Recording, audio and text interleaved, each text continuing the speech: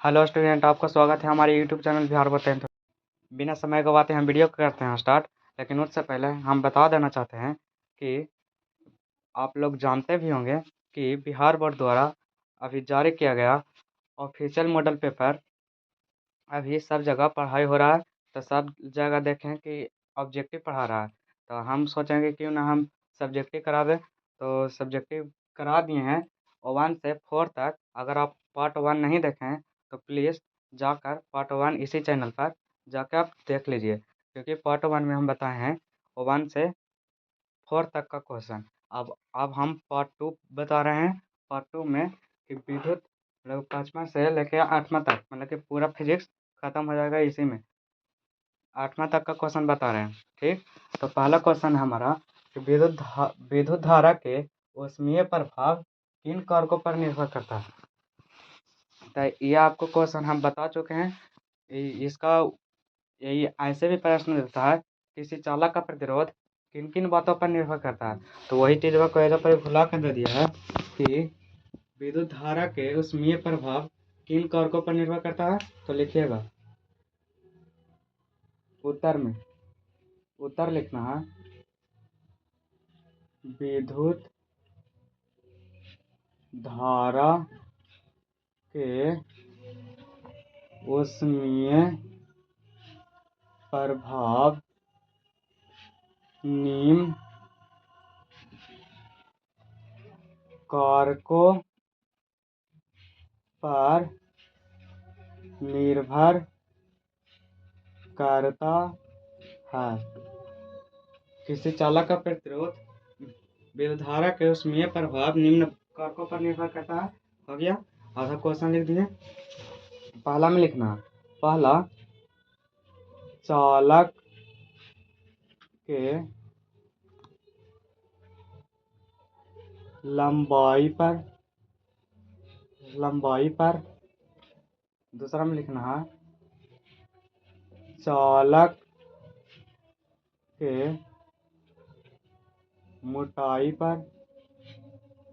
मोटाई पर तीसरा में लिखना है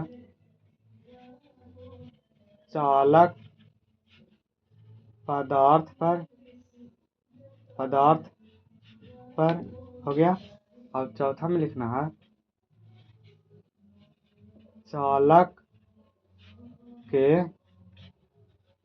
ताप पर। इसका उत्तर आप लोगों को पता भी होगा। अगर नहीं पता था तो प्लीज़ इसे याद कर लीजिए, ये इम्पोर्टेंट क्वेश्चन है। देखिए 6ठा नंबर क्वेश्चन कर रहा है विद्युत चुंबकीय प्रेरण से आप क्या समझते हैं। तो इसका उत्तर भी बहुत ही ईजी है। तो इसका उत्तर हमारे साथ लिखिए कि परिवर्तित चुंबकीय क्षेत्र फ्लक्स के कारण किसी चालक में धारा उत्पन्न होने की घटना विद्युत चुंबकीय प्रेरण कहलाती है। तो इसका उत्तर लिखिए।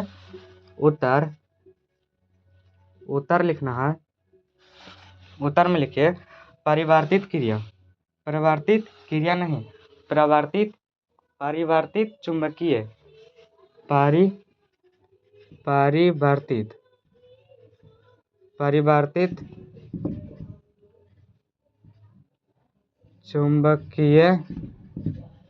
परिवर्तित चुंबकीय क्षेत्र जिसे हम फ्लक्स भी बोल सकते हैं। फ्लक्स हो गया। परिवर्तित चुंबकीय क्षेत्र यानी फ्लक्स के कारण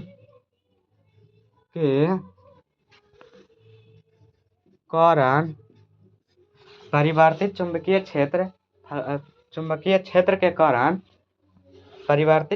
क्षेत्र के कारण किसी चालक में धारा उत्पन्न होने की घटना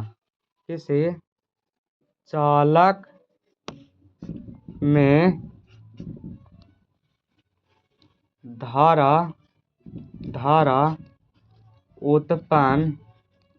उत्पन्न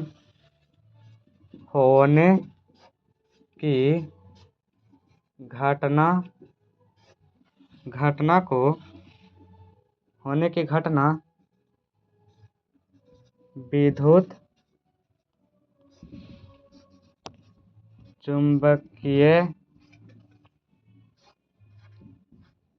प्रेरण विद्युत चुंबकीय प्रेरण कहलाती है। हो गया इसका उत्तर। विद्युत चुंबकीय प्रेरण से आप क्या समझते हैं? तो इसका उत्तर था कि परिवर्तित चुंबकीय क्षेत्र यानी फ्लक्स के कारण किसी चालक में धारा उत्पन्न होने की घटना विद्युत चुंबकीय प्रेरण कहलाती है। हो गया। अब तीसरा नंबर क्वेश्चन कर रहा है, मैक्सवेल के दक्षिण हस्त नियम को लिखें। तो इसका उत्तर आप लोग जानते होंगे, अगर नहीं जानते हैं तो प्लीज़ लिख लीजिए और याद भी कर लीजिएगा, क्योंकि हमें लगता है कि ये बोर्ड एग्जाम में इस बार पूछेगा। तो मैक्सवेल के दक्षिण हस्त नियम लिखें। 7वां नंबर क्वेश्चन दे दिया है मॉडल पेपर में कि मैक्सवेल के दक्षिण हस्त नियम को लिखें। तो उत्तर में लिखना है उत्तर में लिखना है इस नियम के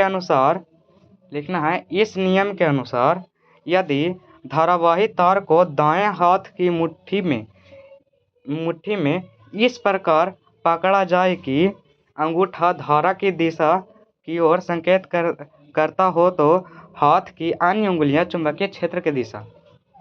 देखिए इस नियम के अनुसार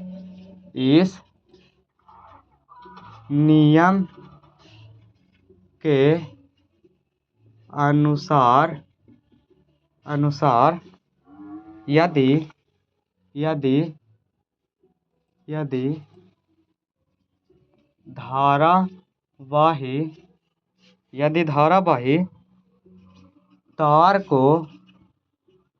को दाएं हाथ दक्षिण करा तो इसे कहेंगे दाएं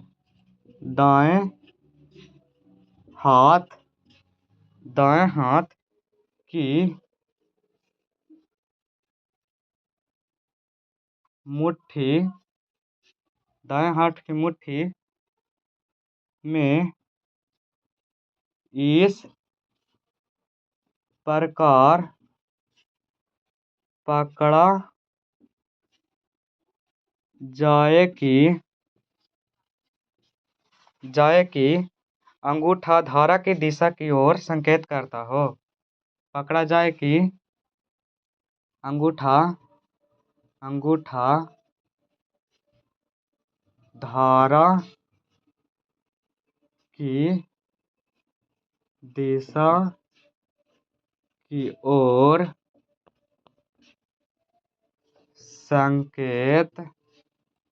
संकेत करती हो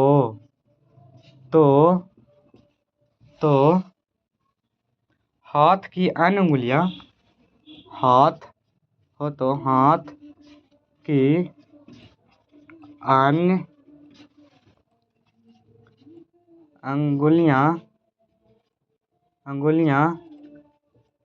हाथ की अन्य उंगलियां चुंबकीय क्षेत्र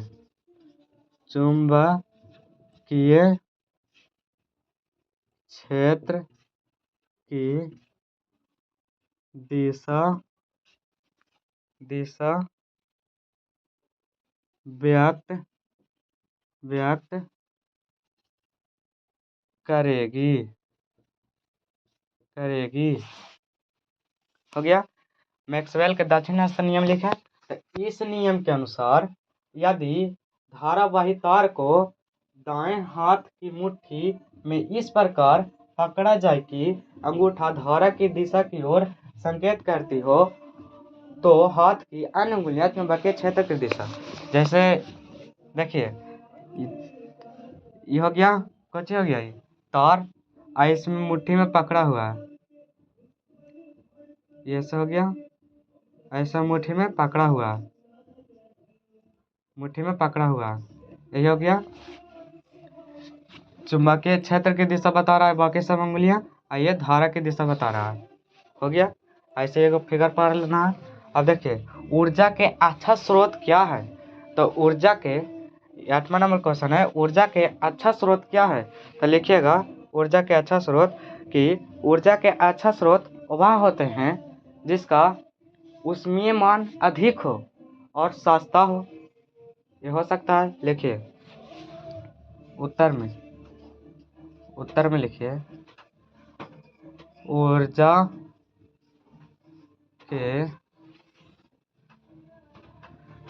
के अच्छा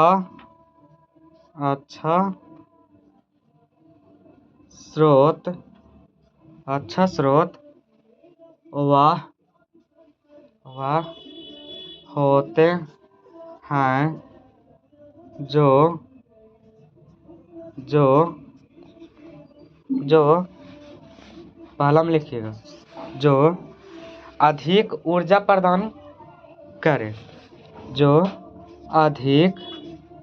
अधिक ऊर्जा प्रदान करे हो गया। जो अधिक ऊर्जा प्रदान करे, आसानी से उपलब्ध हो, दूसरा में लिखना है जो आसानी से उपलब्ध हो, आसानी से उपलब्ध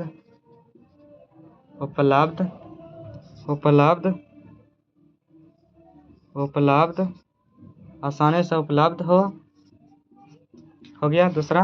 अब तीसरा में लिखना है कम कीमत वाला हो। तीसरा में लिखिएगा जो सस्ता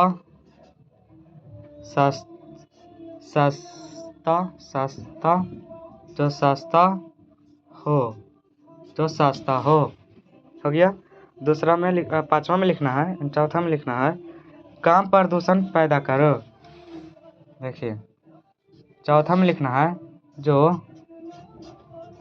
कम प्रदूषण पैदा करे। यह था हमारा मॉडल पेपर का पार्ट 2 का वीडियो। पाँचवा से छठा, सातवां, आठवां ये 4 क्वेश्चन है जो मॉडल पेपर में दिया गया है। हम मॉडल पेपर का ही क्वेश्चन अभी करा रहे हैं। और ये वीडियो अगर आपको अच्छा लगा हो तो प्लीज़ इस वीडियो को लाइक कर दीजिए और चैनल को सब्सक्राइब कर दीजिए और ये वीडियो अपने दोस्तों के पास शेयर कर दीजिए। तो मिलते हैं अगले वीडियो में, तब तक के लिए जय हिंद, जय भारत।